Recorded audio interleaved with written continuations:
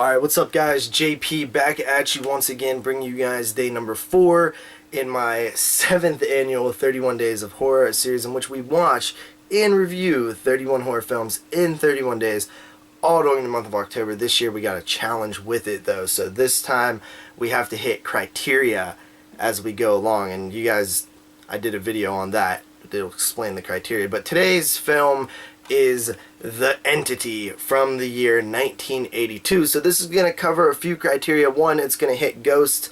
Maybe it could hit demons too, but I'm going to just label this one with ghosts. I'll do a demons one later. It's going to hit the 2-hour plus runtime film, because this film is 125 minutes, as well as it's going to hit the based on true events criteria that we need. So this film is based on true events.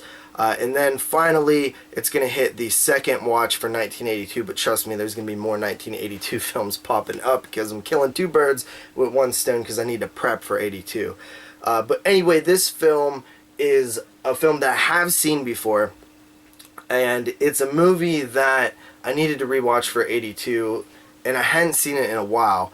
But it basically follows Barbara Hershey, who is a single mother of 3 children, and she begins to be raped by a ghost, and she is reaching out for help to psychiatrists and doctors, and nobody seems to be able to help her. Her family, her boyfriend, nobody, her friend, nobody can help her. She is being repeatedly victimized and tormented by this ghost who is raping her, and it's just her story of how she's gonna get out of this situation. Man, I'll tell you what guys, this movie is such a good movie and such a disappointing movie at the same time. So let me explain.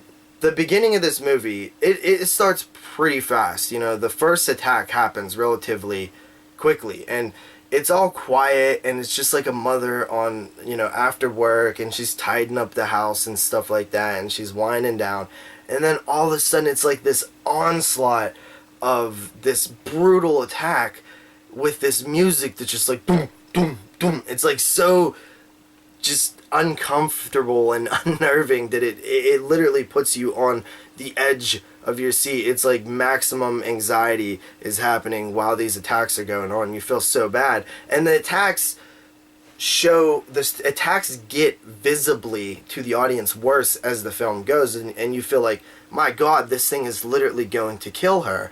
And you already feel bad enough about the rape, but I mean, it's to the point where it's making you feel like terrible, and that is all great. Like, in terms of filmmaking, in terms of like something that has an impact on you, it's amazing. That whole, you know, hour and 20 minutes or so of the movie.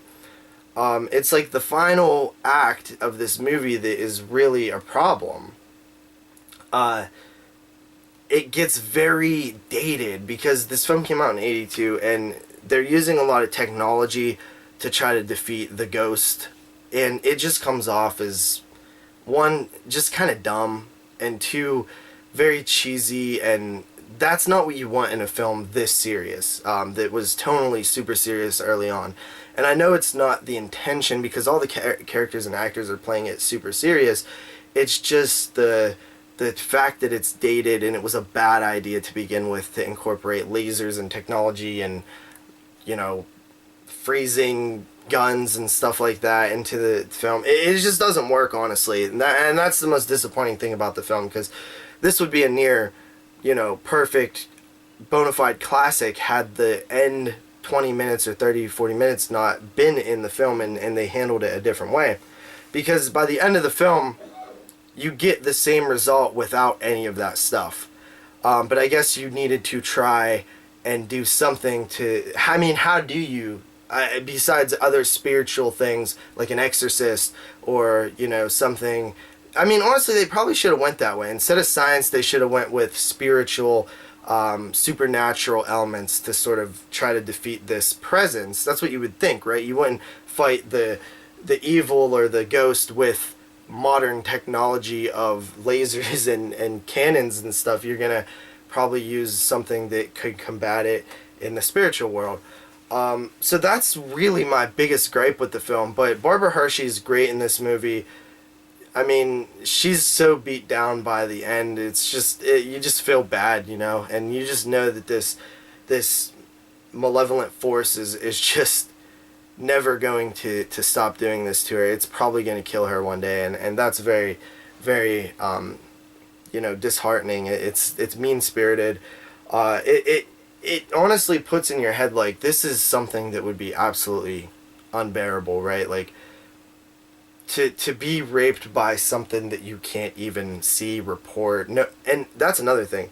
The struggle to get people to believe her is great in this movie. Like there's a point where somebody witnesses what is going on and like lets her know, and the way she just breaks down because the people around her are telling her this isn't happening, or you know, it's all in your head or whatever. Nobody believes her, and then the moment when someone finally does, it not only reassures her that she's not crazy because everybody's been telling her she's crazy, but it's such a relief that she doesn't have to hold it all in anymore, and it's just somebody can see it. It really well performed by Barbara Hershey, and well acted.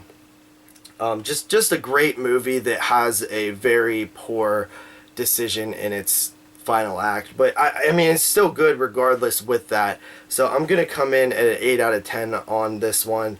It could have been a 9 out of 10 honestly, or even higher, but that ending has always kind of rubbed me the wrong way. It just the movie comes to a screeching halt once they start setting up the lasers in the fake house and stuff. It just, I don't know, maybe it's just me, but I hate that stuff.